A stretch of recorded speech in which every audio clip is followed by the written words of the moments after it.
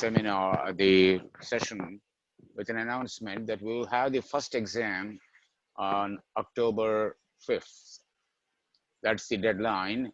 The exam will be open for you starting October 3rd. So please make a note of it. Don't tell me I didn't know about this. I don't want to hear that, oh, I didn't know that there's an exam on October 5th. It is on October, the due date is October 5th. So what I expect you to do is you can start working on the exam starting October 3rd. Okay. The exam will cover whatever we have covered so far, except the molecular orbital theory. We'll be talking about molecular orbital theory today, but that will not be a part of the exam. Okay. So up until the molecular orbital theory, we will have the exam. The exam will have 25 multiple choice questions. Each question carries about 4 points, and you all will be given 90 minutes time, which is much more than we usually give to people. Usually the exam is only for 70 minutes. Okay, so we give 20 minutes extra time. You are allowed to start the exam anytime you want, but once you start the exam, you need to finish that in 90 minutes time. Is that clear to all of you? Any questions? Anything that's not clear? Wait, so the exam will be on Canvas? Yes, as a part of the assignment.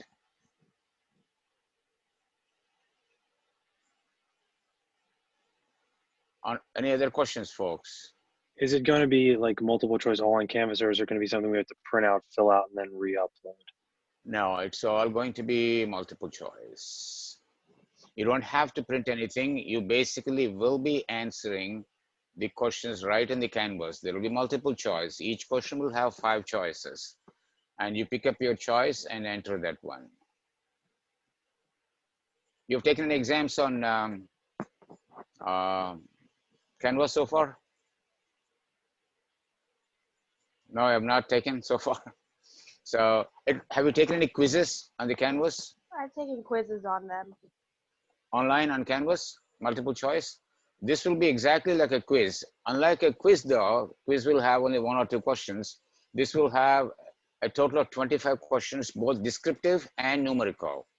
And you're allowed to keep your notes next to you for any constants. If you need some information, you can always go back to your textbooks or your lecture notes or my videos, but you have to do all that within a span of about 90 minutes. So the more prepared you are, the more easier it will be for you to finish the exam on time. So I would say about 30% of the exam may be numerical and 70% of it will be conceptual. Conceptual in the sense I'll ask you which of the statements are false, which are true. So this is the observation. What's the most likely reason for this? Give you 5 choices. Get it? Okay, that's the type of questions you'll be doing. Any other questions, folks? Is it due at 11:59 on the 5th? So like you have the entire day. Correct. Yeah. So I would rather suggest, because that's going to be a weekend, so some of you may be at home or in your dorms. So it will be available starting October 3rd, I believe.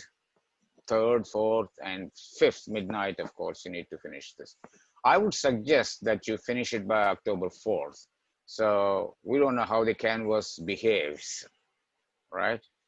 And if possible, make sure that you have a good internet connection. If your internet connection is fuzzy at home, please go somewhere else where the connection is a little bit more reliable, because I've been getting emails sometimes saying that they started doing the homework, but then the network started acting funny, so they could not finish it on time. So to avoid that to happen, I would strongly recommend that you make sure that your internet connection is good enough and stable enough, tested. All right. Any other questions on the exam before we continue with our lectures today? Are we going to be able to see the score after the exam? Are we going to be able to see the score after the exam? I believe you will get it, yes. Because in your Canvas, you have grades, right? So in the grade section, if you check, it will tell you exactly what grade you have on that exam. Okay. And the exam is extremely simple. In fact, in the lecture, we really go into the details, but the exam, we only check for preliminary things. If you find a question, don't ask yourself, it can be so simple. Okay. A lot of times what happens is your first impression is correct. Then you know the reason and then you go by that. A lot of times people think, oh, it can't be simple. It could be something else. You know, maybe I'm trying to trick you. You know, nobody can trick you if you know the material. Alyssa, How many exams do we have this semester? 3 exams total. So first exam, October 5th. Second exam will be November 15th or so. And the final exam will be about the same time. Because this is a remote section, so there is no particular time where the exam can be given. So what I will give you is 3 days time to finish your finals. Okay. All exams will have about 20 to 25 multiple choice questions. And that's about it. For numerical questions, if you know, if you get them wrong for whatever reason it is, then I can, if you can send me the work, then I can perhaps look it up and then maybe give you a partial grade. But for conceptual questions, there is no way I can give a partial grade unless you give me a very convincing reason that you are thinking totally differently and you were thinking properly, but somehow you got lost, you know, somewhere. But that's a very rare thing. All right. Any other questions, folks? If there are no other questions, can you all see my board right and behind me?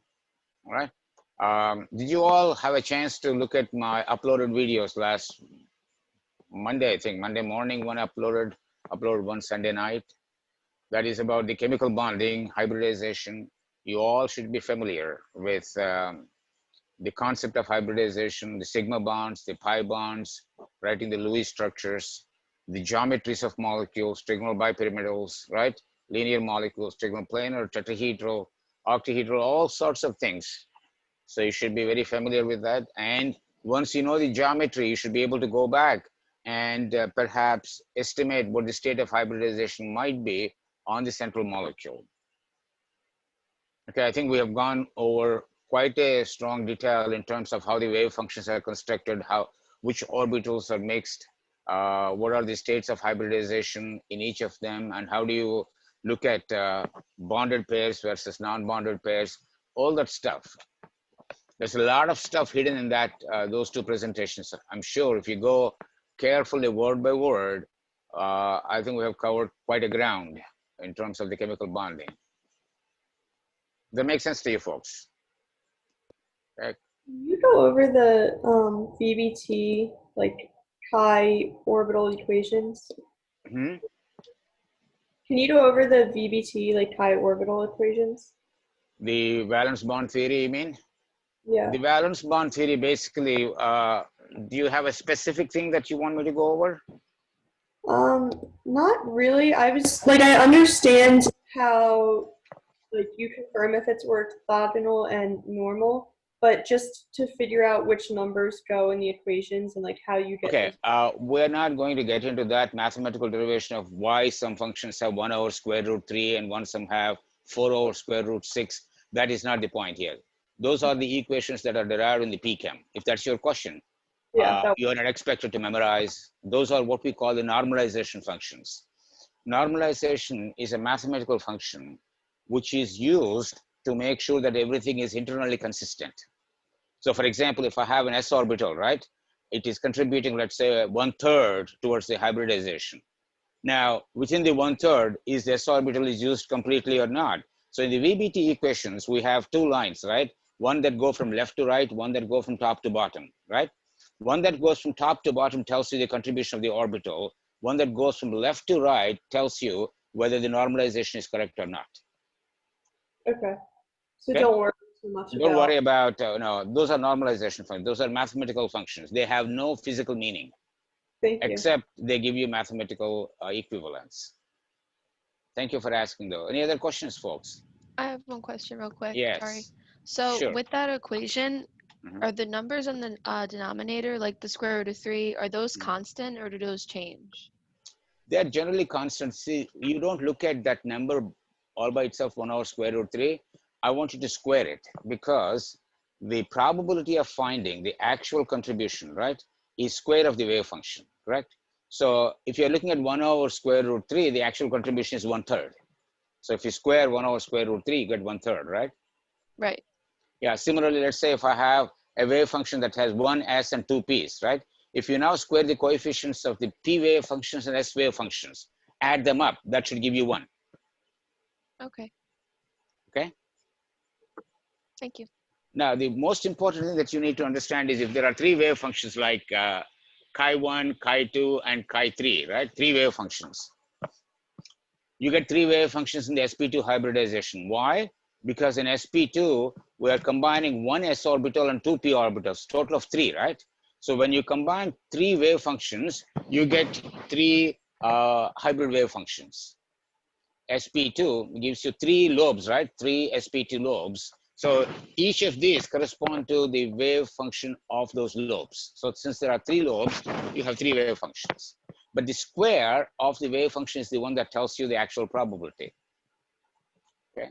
So if I say chi1 is 1 over square root 3 phi of 1s, for example, let's say, we're talking about that 1 over square root 3 as the normalization factor. So when you square it, you're going to get 1 over 3. So if you have some other contribution, like 2 over square root 3 of chi2p, for example, then you got to square this. That will become 4 over 3. So when you add the coefficients of all of them in a wave function, that should be equal to 1. All right. 1 second. On the other hand, if you start writing the wave functions chi2 and chi3, when you square the coefficients of the same wave function and add them up, that should be 1 because the total contribution should be 1. That's all. This is a conceptual thing. Are we What making do you sense mean here? by total contribution when you say that? See, when you have s orbital, right? So is s orbital contributing 100% to the sp2 or is it contributing only 70%? Okay. In all hybridization, the normalization functions are chosen in such a way that when you square and add them, it will be 1. That is 100% occupation. That's for internal consistency. The most important thing is when you take the integral of chi1 times chi2, right? That integral should be what? 0 or 1? 0. It should be 0. Thank you, Samantha. That means you have listened to my lecture carefully. So when you write the product of these wave functions and do an integral over the entire space d tau, that should be 0. Because all wave functions, if they are correct, they must be orthogonal to each other. If the wave function integral comes to 1, that means there's something wrong with the description of the wave function. This is how we verify the accuracy of the wave functions. We're not going to test you on those things, but it's important to realize and recognize the importance of these things. Alyssa, you have a question? So I was just going to ask, so when you multiply them together and take the integral, it has to be 0 because that proves it's orthogonal. But Correct. then how do you prove it's normal? If it is 1, right? If the integral becomes 1, then it becomes normal. So you cannot have normal between chi1 and chi2. But you will have a normal when you have chi1 times chi1. Right, okay, when it's with itself. Okay. With itself, it should be normal. With other wave functions, it should be orthogonal. Does that clarify? All right, folks. Any other questions? Yeah. Can you explain the difference between bonding and anti-bonding orbitals? Okay. When you have 2 wave functions, imagine 2 waves, right? The wave function is nothing but how the wave looks like. So when you combine 2 wave functions that are in phase, then you have a constructive interference, which is what we call the bonding. If the waves are out of phase, for example, let's say if I'm trying to combine an s orbital that has a positive wave function and a p orbital that has a negative wave function on this side and a positive on this, right? When you try to combine, these two are out of phase. The plus and minus tell you that there is a 90-degree phase lag between the waves. So that combination gives you an antibonding. On the other hand, if I have a plus here and a plus here, right? When you combine these two, you will get a very bonding situation and a very small negative here. This is highly bonding, this is anti-bonding. In fact, the concept of bonding and anti-bonding becomes more clear when we get into the molecular orbital theory, but in a valence bond theory, it does not give you a great picture. So that's the reason why there are some issues with the valence bond theory. The other thing that I also want you to remember is when you are combining the wave functions, not only they should have the same sign of the wave function, it's also important to have the similar energy. If the two orbitals are way out in energy, for example, let's say I have a 2p orbital and a 7p orbital, right? A 2p and 7p, the shapes are same. The 2p or the 7p, the shapes are same. So even if you have good sign compatibility, the mixing will not happen because these 2p and 7p are so far apart in energy. So for the wave functions to form, it's not just enough if you have similar signs, you also have to have similar energies. So for example, you can have a mixing of 2p and 1s and 2p and 2s and 2p and 3s. But if you want to combine 2p with a 10s, that doesn't happen because 10s has entirely a different energy compared to the 2p. Does it make sense? So you got to make note of that when you're reading those things. So two things to keep in mind: the sign has to be compatible and the energies have to be similar. They don't have to be exact, but they should not be far off, in which case there will be no overlap. Okay. So the farther off they are, the less the overlap is. So in other words, if you look at the wave function compatibility as a function of the energy here, let's say if I have a 2p here and 7p right here. So the 2p wave function will be like this, 7p will be like this. Can you see that picture there? They are far apart. You can't mix those waves.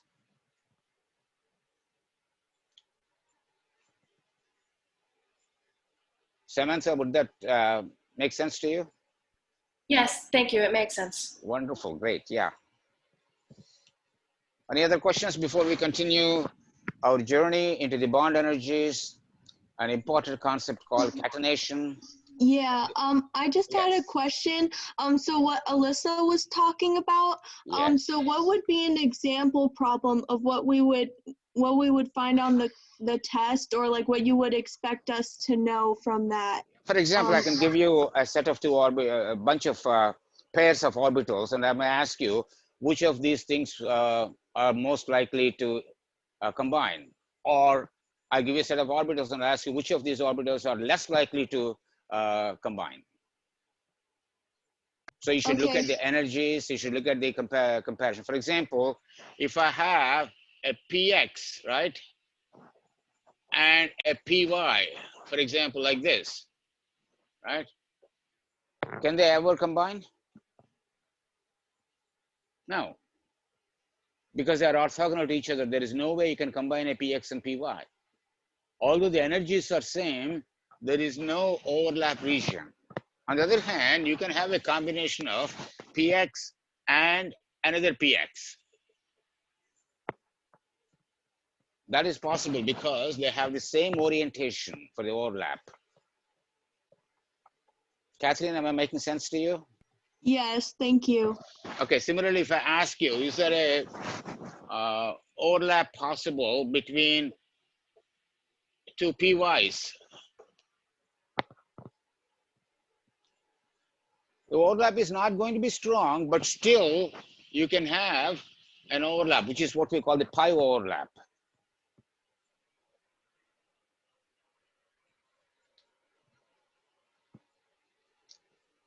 Okay, am I making sense here? Yes. So these are the type of things that we need to keep in mind. These are mostly descriptive, right? When you look at the shapes, you know that which shapes can combine, which shapes don't combine. I have a question. Yes. PY and PX can't make constructive interference or Right. No, bond. there is absolutely no bonding. There is neither constructive nor destructive. Yeah, There is no but overlap at all. if atoms are very dynamic, they're always moving, correct? And why wouldn't the PY be able to turn so that it can combine with PX? Is it because they're not at the same on the same wave? Same wavelength. And then the most important thing is we're looking at a bonding here, right? We're not looking at an atom by itself. You're correct. If you're looking at atoms by themselves, they'll be tumbling, right, in the space. But once you make a molecule from an atom, then you're fixing the position of the atoms in the space. So when that, yeah. So PX, PY, PZ are basically arbitrary, right? I mean, you can call anything, like for example, if you put your fingers like this, right? 3 fingers like this, you can call these are all mutually perpendicular, right? PX, PY, and PZ, all right? So if you want to have another PX, PY, PZ, for example, you can have a sigma bond here, but those two are pi bonds because you cannot bring them together. So whether you call X, Y, or Z, my middle finger, right? The other two relative to this middle axis are going to be lateral overlap. There will be no head-on collision here. This is a head-on collision, only one possible way they can have head-on. That is along PX, PY, or PZ, whatever you want to call it. But traditionally what chemists do is the bond axis is generally called as the Z-axis. Okay, so that matters more for the molecular orbitals Right. rather than the atomic orbitals. Right, right. Okay. But even in the atomic orbitals, the valence bond theory tries to explain, but it's very vague. That's the reason why we need to have a different theory, which we call the molecular orbital theory. It's also important to keep in mind that the valence bond theory is not going to explain everything that we know, even simple things. I'm going to tell you certain things that will blow your mind off, and valence bond theory cannot explain that. But before we do that, I think I want to get into the concept of bond strengths, okay? Suppose if I have a bond between silicon and chlorine and carbon and hydrogen, which bond will be stronger?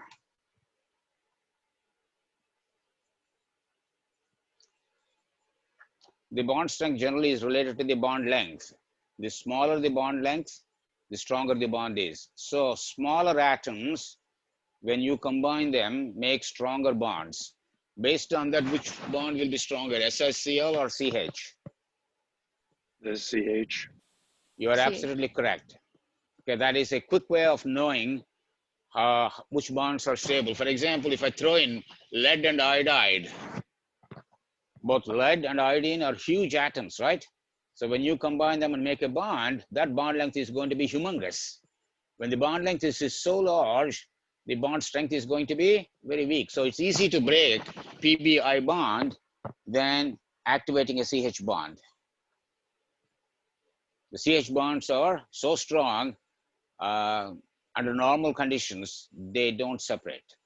It requires a lot of energy. Am I making sense here, folks? That's rule number 1 in terms of predicting the bond strengths. Rule number 2 is, even within the small atoms, let's say if I have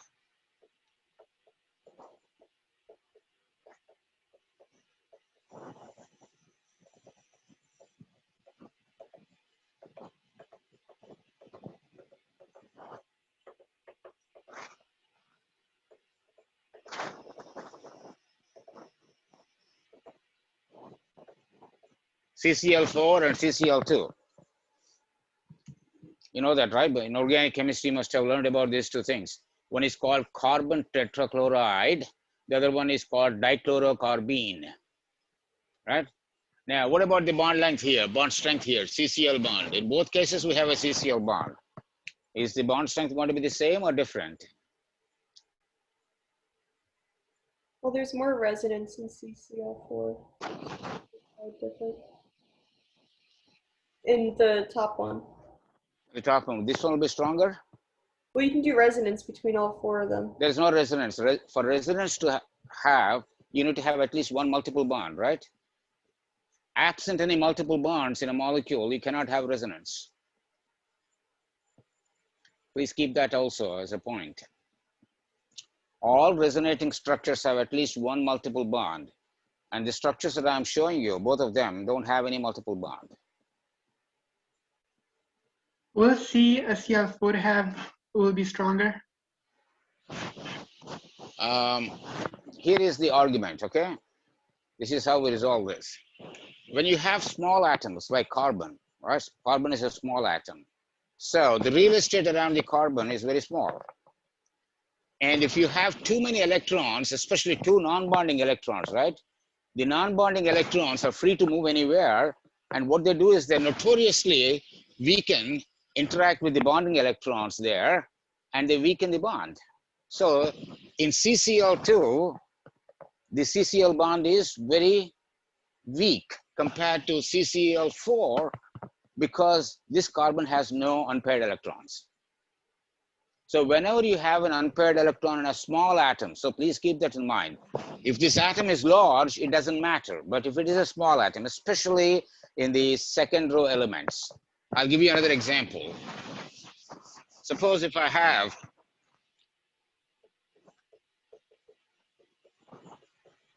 NH3 and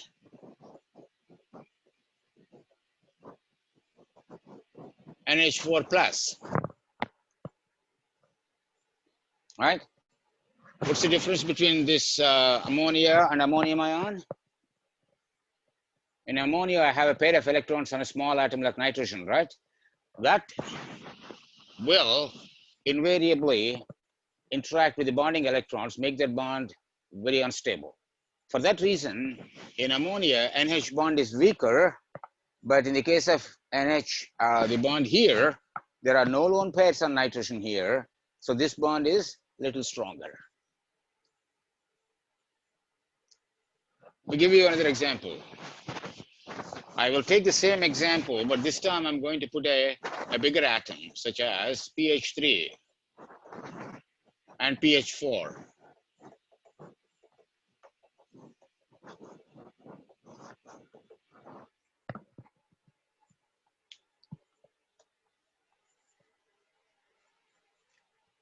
I would now argue that the pH bond strength is more or less same in both cases.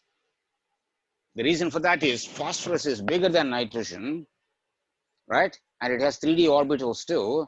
So these electrons do not exert a repulsive force as strong as those on a smaller atom like nitrogen.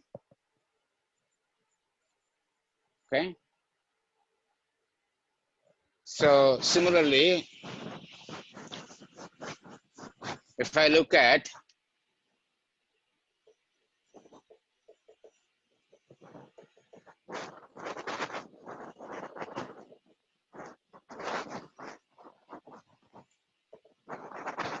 PH3 and ASH3, which bond will be stronger?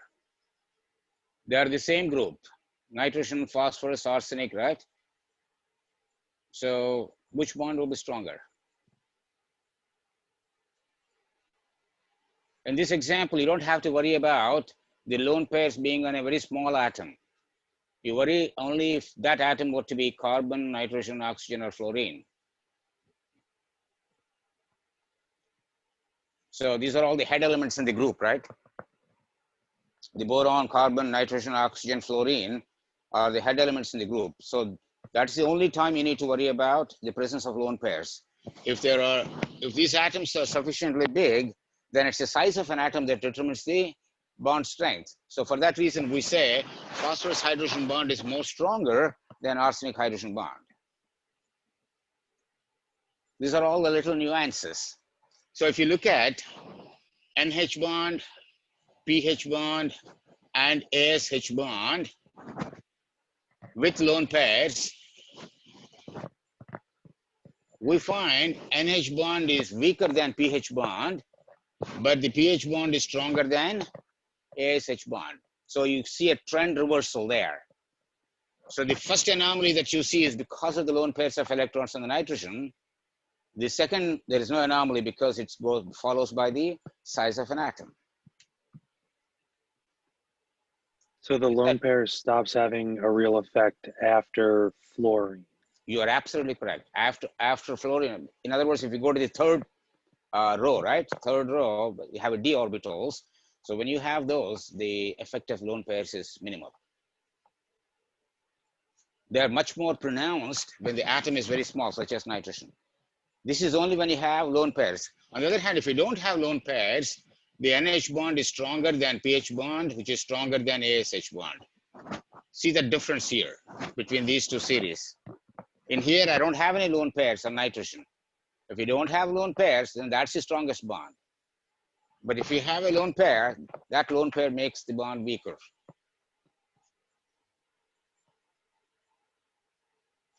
Am I making sense at all to you? Does it? Huh? So that's a trend in the bond. So there are two things that we have learned. It's the size of an atom. The larger the atom, the weaker the bonds are. In other words, the longer the bond length, the weaker the bond strength is. So if you want to write it down, please do so. Or you can, of course, listen to the lecture. After this, I'm going to post it so you can look at that too.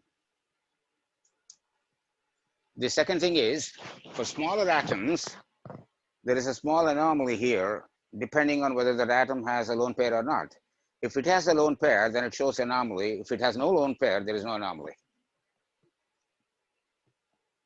That is true across the entire periodic table. So there are thousands and thousands of compounds. That's a very simple, quick way of figuring out the bond strengths and bond lengths.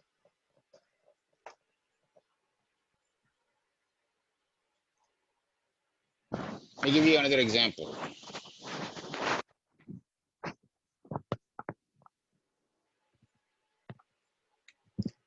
So if I have CC bond, SiC bond, germanium carbon bond, all right? So the bond strengths are 347 kilojoules, 301 here, and 247 kilojoules per mole with no lone pairs. I'm just giving you now numbers to impress upon you how the bond strength varies. This is the strongest bond, carbon and carbon. Silicon and carbon is 301, weaker slightly. Germanium carbon is even more weaker. Am I making sense? Suppose if I take nitrogen oxygen bonds with a lone pair, phosphorus oxygen bonds with a lone pair, and arsenic oxygen bonds with a lone pair. This nitrogen oxygen bond is 157. So what do you expect for PO? Same as this? Something greater than that. Something greater than that. In fact, you will be surprised when I show this number to you. That's going to be 368. It's huge. And when you go to the arsenic again, it becomes 330. So the trend is, because arsenic is big, the lone pairs don't matter. So that's how this numbers. So when you look at these things in the textbook, this is how you can interpret. Am I making sense, folks, here? I'll give you one more example. Suppose if I have dichlorocarbene stuff, CCl, CCl with a lone pair, SiCl with a lone pair, and then GeCl with a lone pair, and finally SnCl with a lone pair. Okay, so this one is 338. What do you expect for SiCl? More or less?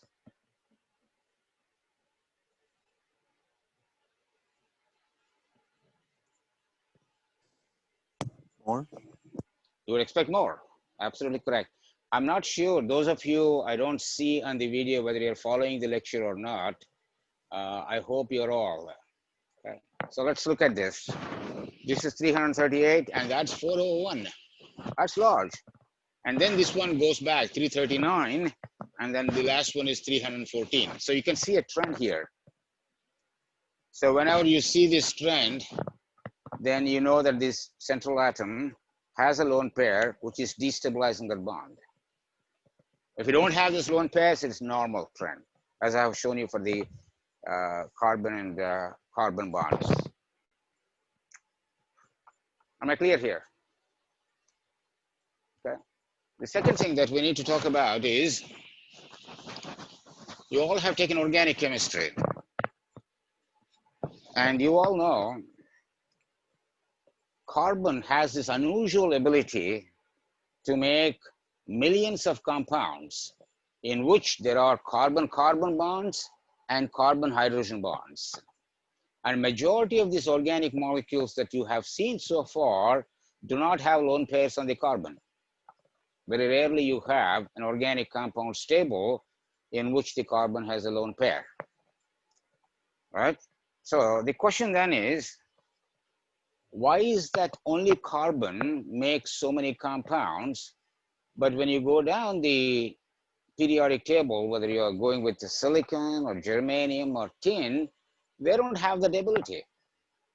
Even the nitrogen doesn't have the ability, boron does not have the ability. The question is, why carbon makes such a rich chemistry compared to all the elements in the periodic table, right? Anyone has a thought on this, why this happens?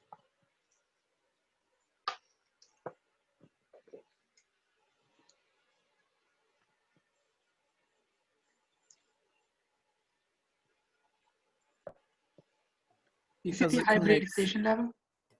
Not the hybridization. This is all purely to do with the bond lengths and bond strengths.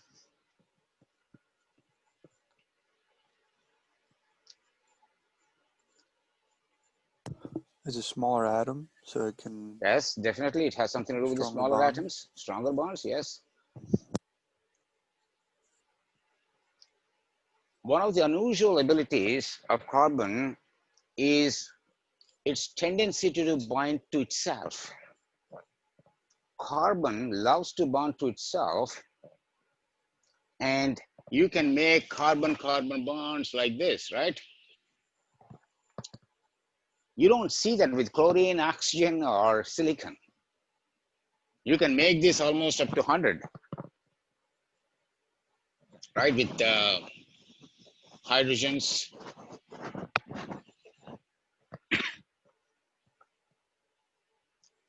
But a similar thing doesn't happen with silicon. Silicon is just right below carbon.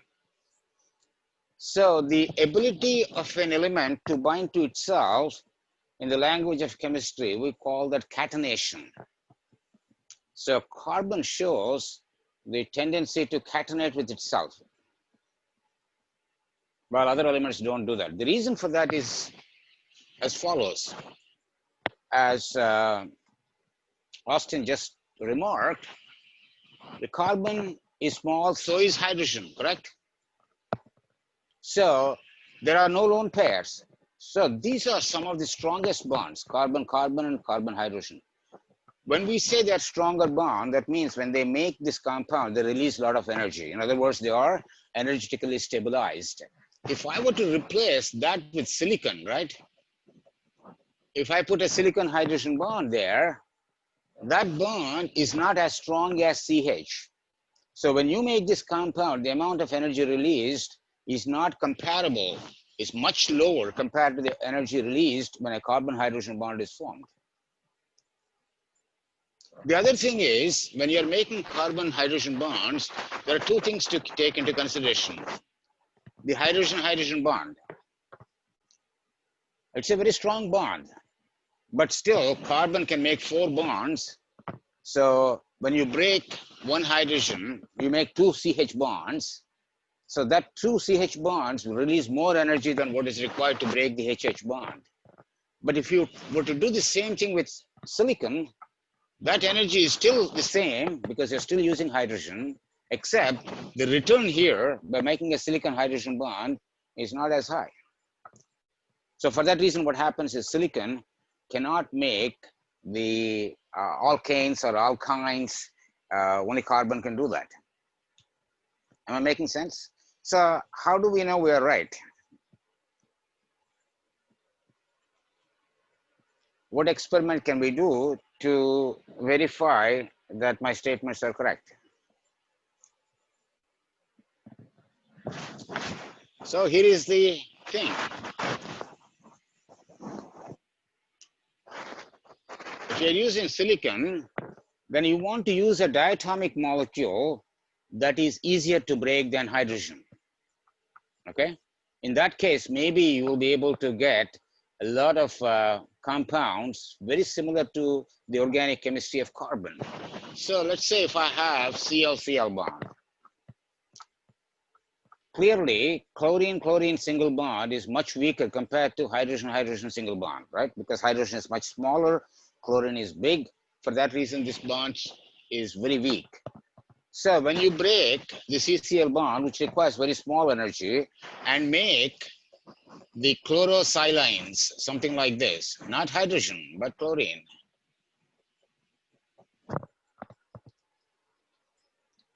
Indeed, people found that you can make chlorosilines almost up to 20 silicon atoms.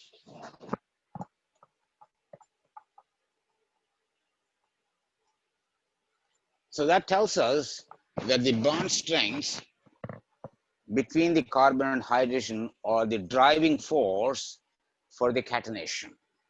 So both CC bonds are stronger compared to SiSa bonds, and CH bonds are definitely much stronger than SSCl bonds. But you can still make polychlorosilines because chlorine-chlorine bond is weaker. So one can look at this bond strengths and be able to design newer compounds. Am I making sense here, folks? Yeah? Questions?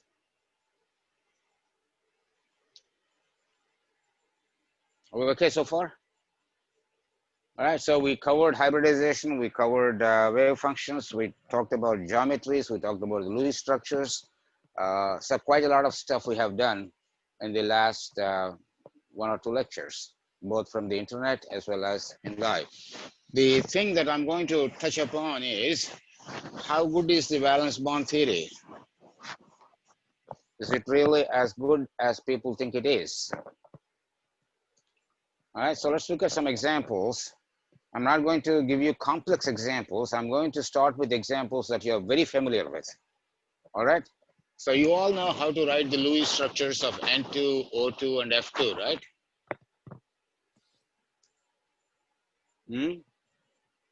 So if you write N2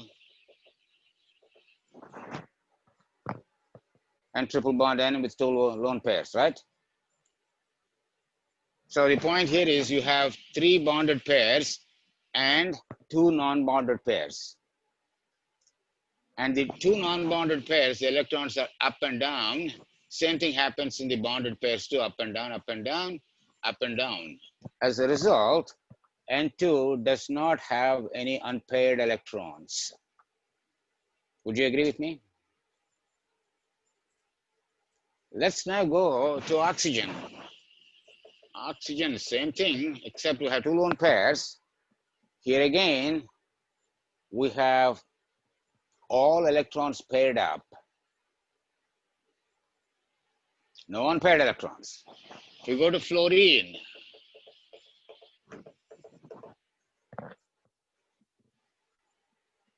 same thing, all unpaired electrons. So, because none of these molecules have unpaired electrons, we expect them to be diamagnetic. So there should not be magnetism here. And those of you who've done some chemistry in the quant, you know that some of the color samples exhibit color because they have unpaired electrons. Nitrogen is colorless. Oxygen is colorless at room temperature. Fluorine is also colorless. But the problem is, when you take oxygen and make a liquid out of oxygen, the oxygen liquid is intensely blue colored. And it responds to magnetic fields as if it has some unpaired electrons. The valence bond theory tells you that all the electrons are paired. But practically, when you look at, have you ever seen liquid oxygen? Those of you who pay attention to the space shuttle launches, you will see a blue liquid leaking out when the rocket goes up. Have you seen that? Watch carefully. I've noticed that. Yeah? Good, some of you did. That blue stuff is oxygen liquid. They carry oxygen and hydrogen to give you both the propulsion that the rockets need and also the electricity that the space shuttle needs. In space shuttles, the electricity is made by converting the chemical energy of hydrogen to oxygen in making water to electrical energy. All right, that's how the power is generated that the astronauts use. So it's very important. Almost 70% of the payload of a rocket is the fuel. And oxygen is a great oxidant, so it can be used to oxidize materials, in which case you're burning. And that burning gives you enormous pressure. And that pressure is the one that gives you the power for the rocket to propel upwards. Anyways, so the point is, why is oxygen blue? Because it has some unpaired electrons. When you take oxygen and do a magnetic susceptibility, that is how magnetic it is, you find that as you decrease the temperature, it behaves as if a classical paramagnet with two humps around. That means the electrons are ordered here, and there are unpaired electrons in this region. But valence bond theory does not give you that. So we need to have a theory that will explain. We know now that this simple Lewis structure of oxygen is incorrect. We need to have a different one. Let me give you another observation.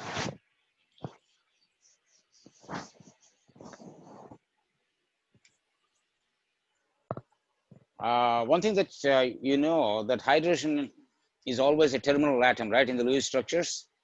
Can hydrogen be a central atom? Because hydrogen makes only one bond, right? So you cannot have a central atom, which is hydrogen. But look at this example. When you take deuterium, which is the isotope of hydrogen, and then react with hydrogen fluoride, antimony fluoride, you get something called D2H plus and SbF6 minus. Pay attention to the D2H. It's almost like H3 plus. That is stable. People know that. So what is happening here? You cannot construct a Lewis structure of H3 plus without using one of the hydrogens as a central atom, right? And valence bond theory cannot explain the formation of H3 plus because valence bond theory tells us that hydrogen always makes one bond, and for that reason, it cannot be a central atom. There is no way you can combine 3 hydrogens and make a cation that is stable. Right? So there is issues to this. I'll give you one more issue. When you look at nitrogen,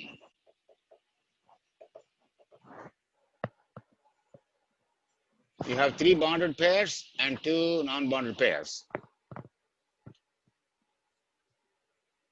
So when you remove the electrons from this molecule, just stripping all those electrons, these 4 electrons should come at one energy, and the bonded electron should come at a different energy. So when you draw that, you should get only 2 peaks. So you have 6 electrons bonding, 4 electrons non-bonding.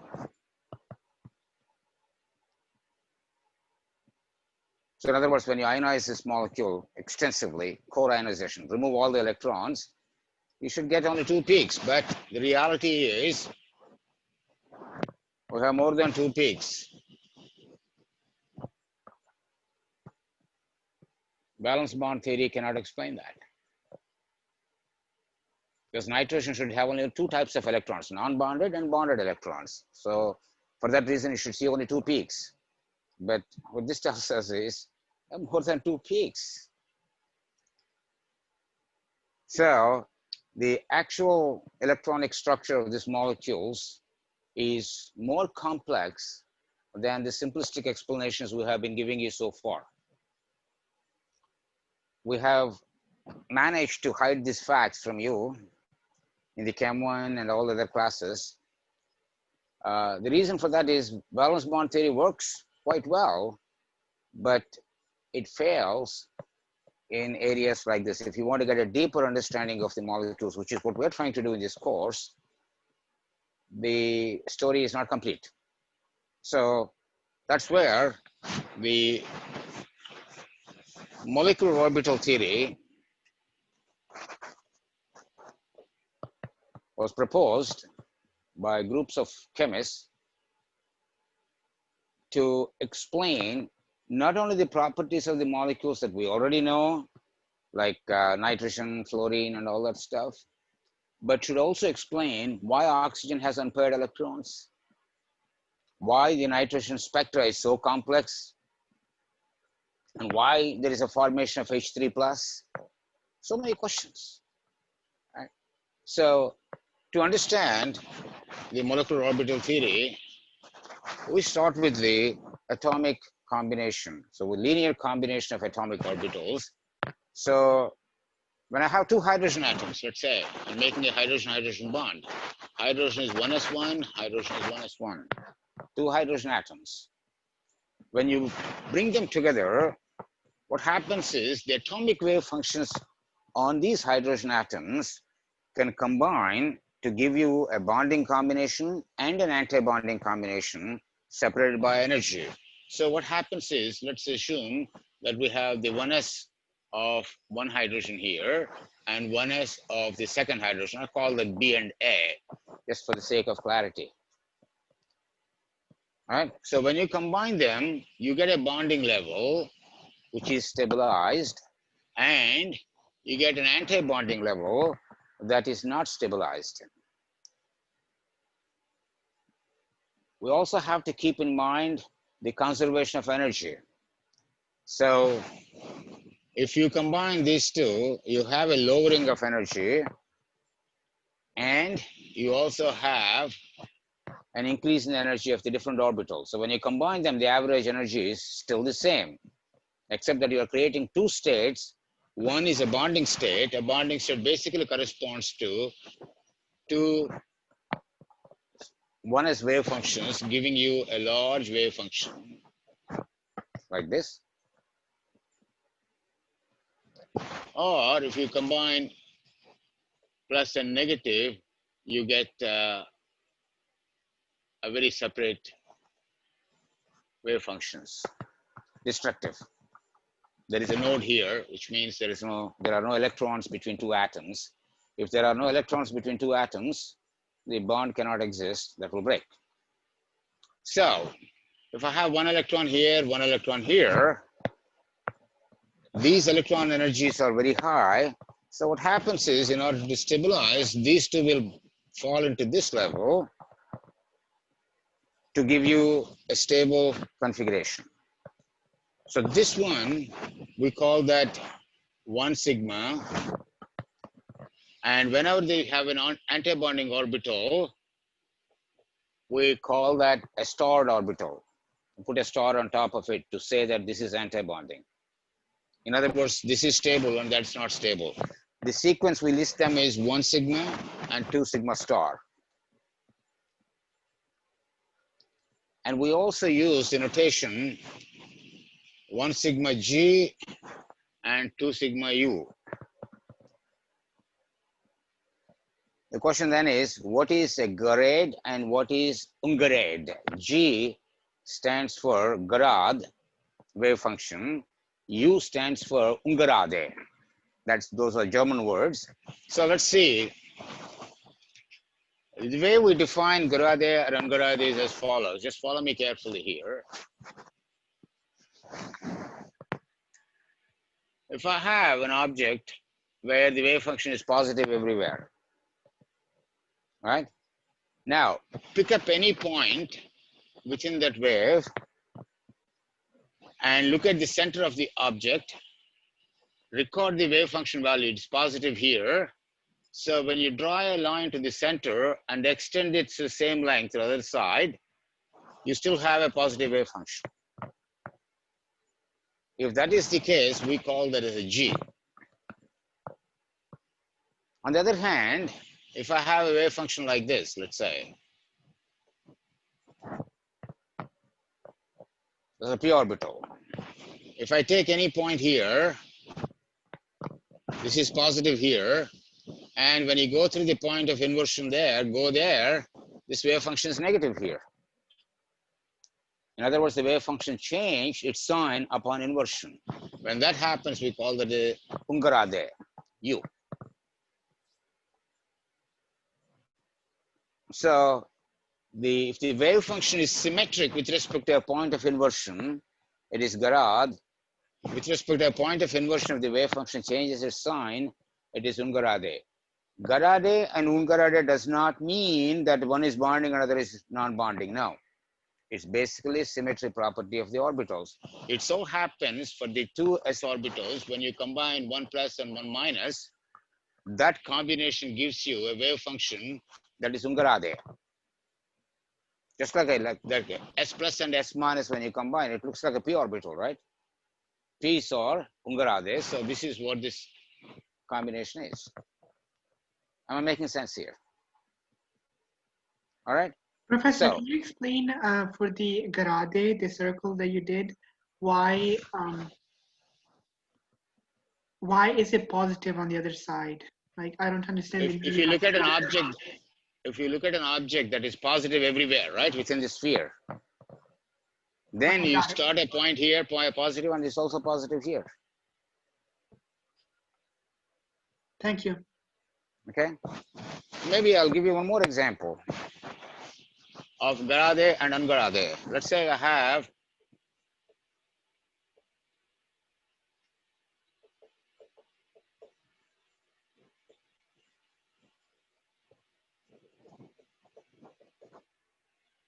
if I look at this object, right, and look at this object, which one is Gerade, which one is Ungerade?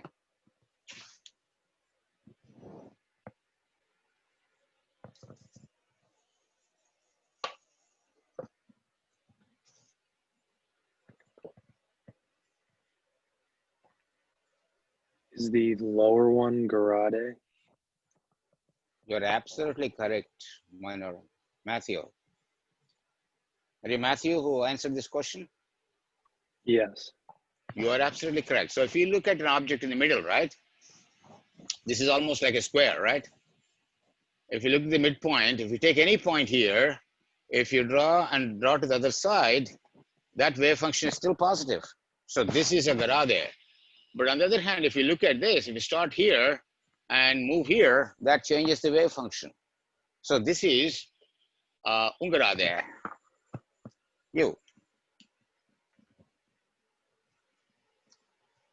Those of you who have done the PChem know this already, but some of you have not done the PChem. So I just wanted to give you a quick visual way of differentiating a Gerade and Ungerade functions. Am I making sense here? Okay. All right. So let's look at the next one very quickly. From hydrogen, we go to now helium. Helium has a total of 4 electrons. Okay. 2 electrons go here. So what should happen to the other 2 electrons? They must occupy this level. So you have 2 in bonding, 2 in anti-bonding levels. So the electronic configuration is 1 sigma G2, 2 sigma U star 2 for the helium. diatomic helium. 4 electrons. So this is what we call molecular electronic configurations. In the previous chapter, we talked about electronic configuration of the atoms, right? The atomic electronic configurations. Here are the molecular electronic configurations. So we look at the molecule in its entirety and write the electronic wave functions. Now, the bond order, that's the number of bonds between these two atoms, is determined by 1/2 of number of electrons in the bonding level, so bonding orbital number, minus number of electrons in the anti-bonding orbital. So in the case of helium-2, what should be this value? 1/2 of, I have 2 electrons in the bonding and 2 in the anti-bonding, so the net is 0. That is consistent because helium does not make a diatomic molecule. So if you try to make it, this is the net result. What should be the bond order now for hydrogen, folks? Hydrogen is 1 sigma G2, 2 sigma U0. So what should be the bond order there for hydrogen? 1. 1, because it's 1/2 of 2 minus 0, so that is 1. And we know in hydrogen, we have 1 bond, right, between 2 hydrogen atoms. That's the bond order. So this is a different way of figuring out the number of bonds between molecules. Am I making sense, folks? Okay. So we have now, let's say if I have helium-2, 2 plus.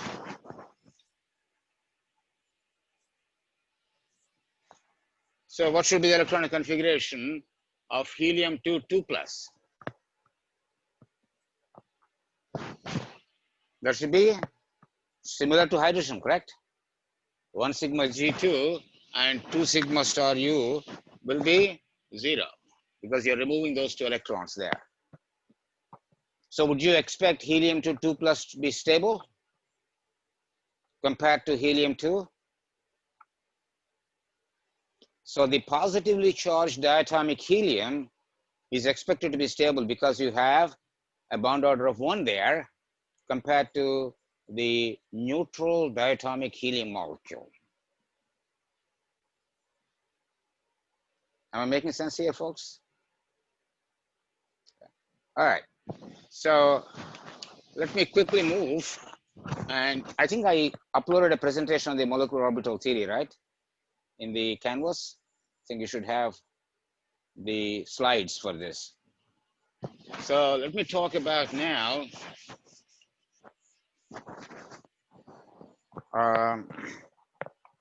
we'll talk about nitrogen, or maybe we'll talk about oxygen and fluorine first. That will be more important here. Okay, let's talk about OO. Oxygen is 1s2, 2s2, 2p4, right? So in the case of oxygen, we now have in the valence shell 2s2, 2p4.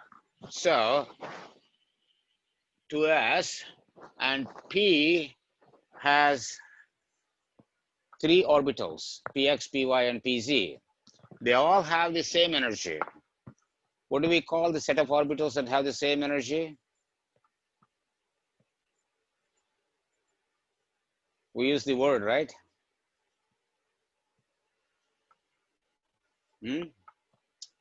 Degeneracy. Have you heard of that word? This is a triply degenerate.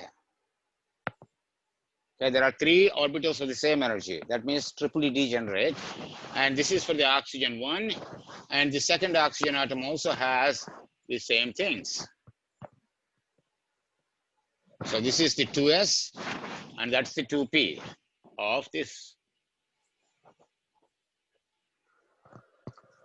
So what happens in the 2s levels is the 2s will combine to make bonding and anti-bonding. That is 1 sigma U and 1 sigma G and 2 sigma u star. And I have 3 p orbitals on one side, 3 p orbitals on the other. So when they combine, if you now look at my fingers here, these are my p orbitals on one oxygen atom, px, py, pz. See my 3 fingers here, right? And these are my 3 fingers mutually perpendicular on the second oxygen atom. So when I combine them, there is 1 sigma bond that I make, and the remaining 2 are pi. The sigma is because of the cylindrical symmetry. In other words, the electrons will stay on the line joining the atoms. In here, the electrons do not stay on the line joining the atoms, so these are pi bonds. They have the same energy. Let's say if this is Pz, Px and Py have the same energy because the lateral overlap is exactly identical. So what happens then is we get 1 sigma orbital, and I have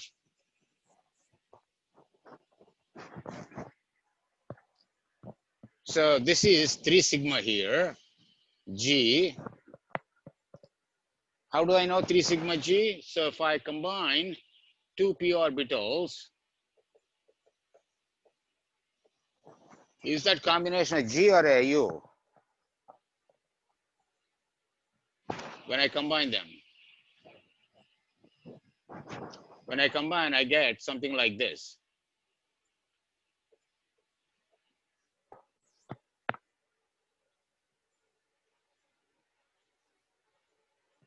This geometry, is it a G or Gerade or Mungarade?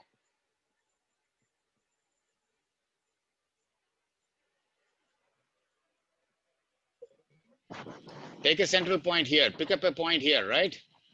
This is negative here. Draw a line, go to the same distance here. What's the sign of the wave function? Still negative. So if it is still the same, it should be called Gerade. Gerade, exactly, 3 sigma G. And in the bonding level, Px or Py, we already showed before. Let's say if I have 2 Py orbitals. What is this, Gerade or Ungarade when you combine them? So when you combine them, you get a picture, something like this.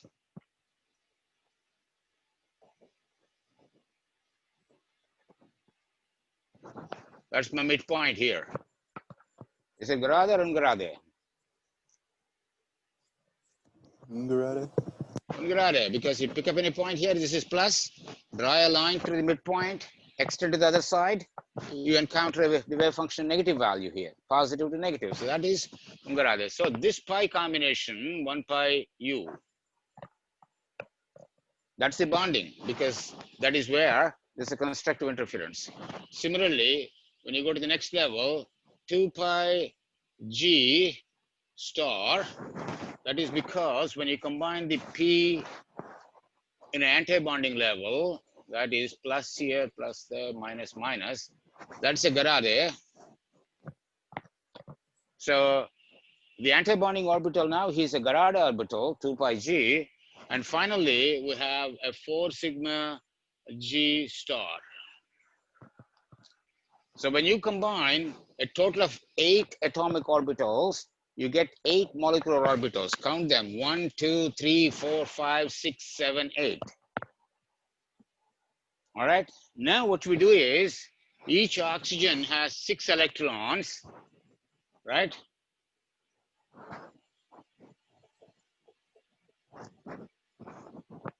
Two s to 2p4. So I have 6 here, 6 here. I have a total of 12 electrons that have to fill the shells. So we start with 1, 2, 3, 4, 5, 6. And then when you have 7 and 8, you have a doubly degenerate level. So you need to occupy them 7, 8, 9, 10. And then I have 2 more electrons. So I have 2 electrons in this level.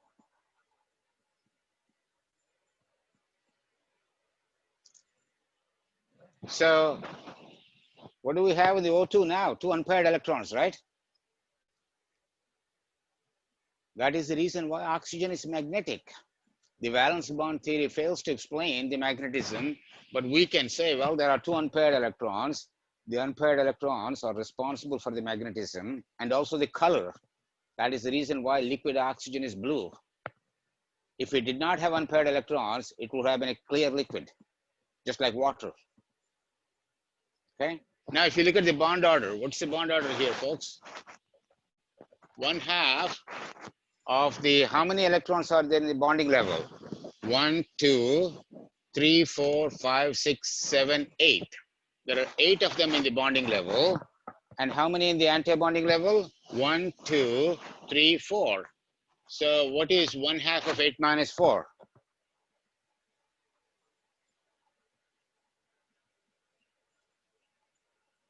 2, right? So the bond order in the oxygen is 2. We know that oxygen is a double bond. So it explains the bond order and also explains the formation of the single electrons. If you go to fluorine, you will have 2 more electrons extra. So you put those electrons in the thing. So you start filling the grids. Okay. So that is the story with oxygen and fluorine. And you can apply pretty much the same thing with the lithium 2, beryllium 2, carbon 2, nitrogen 2, except only in the case of oxygen and fluorine, the 3 sigma is lower than 1 pi, but all the elements left of oxygen, the 3 sigma is slightly higher than the 1 pi. That's all the difference is. The difference is because in oxygen, the s and p orbitals are very separated. So they mix separately. In the case of lithium, nitrogen, carbon, these 2 orbitals are very close in energy. So there is what we call sp mixing. That mixing lowers the 1 pi down and puts this 3 sigma up. But you don't have to memorize these things, you know, since you have the notebook. But that, except that, you know, everything else is same. Again, you should be able to find out unpaired electrons, bond orders, and be able to say which one is stronger, which one is weaker, so on and so forth. So we have 1 minute time, so I'll put the molecular orbital picture of a very important compound called C22 minus carbides.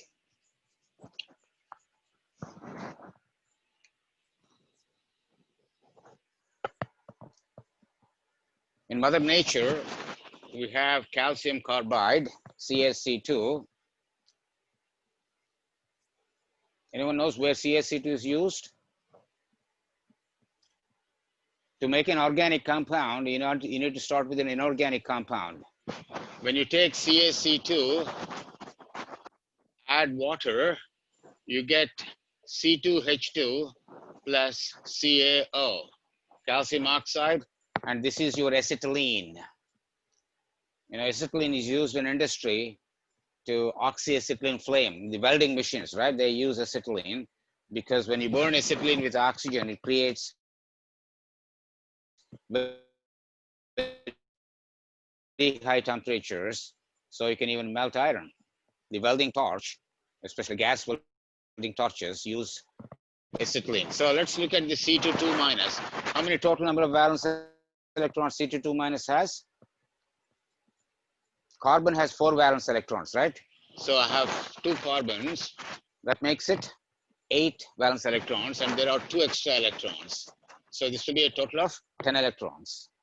So when you write the electronic configurations of carbon, it's going to be 1 sigma G, 2 sigma U star, 3 1 pi U star, 1 pi U, 3 sigma G, 2 pi G star, and 4 sigma G star. So this is the energy levels. So when you put 10 electrons, you put 2 here, you put 2 here, you put a 4 here, that's almost up to 8, and 2 more electrons here. So that will be 1 sigma G2, 2 sigma U star 2, 1 pi U4, and 3 sigma G2.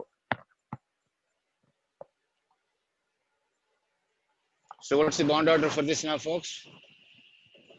1/2 of number of electrons in the bonding levels. I have 2 here, 4 there, 2. So that's going to be 8. and I have only 2 electrons in the antibonding level.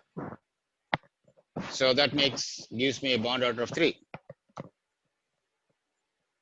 That's why in nature, C2 minus is very stable. It's a very strong bond. So if you try to remove electrons or add electrons, that bond gets destabilized. If you add an electron, that will go into antibonding level, makes the bond weaker. If you remove an electron, you remove an electron from the bonding level, that also makes the bond weaker. So C2 minus is very stable for that reason. So that's about, I think, time I think we have. I hope we gave you some introduction. So you go back to the slides here that I sent you. This will not be in the exam, but pretty soon we'll have this covered in the second exam, which is few weeks away. So for preparing for the exam, go up to the catenation that we talked about right today, up to bond strength, bond lengths, and all that stuff. That's up to that's the cutting point for the exam 1.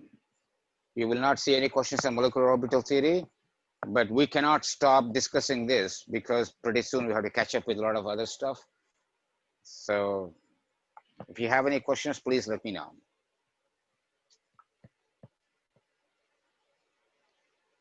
So next week, if you want, I can use this time as a help session for the exam.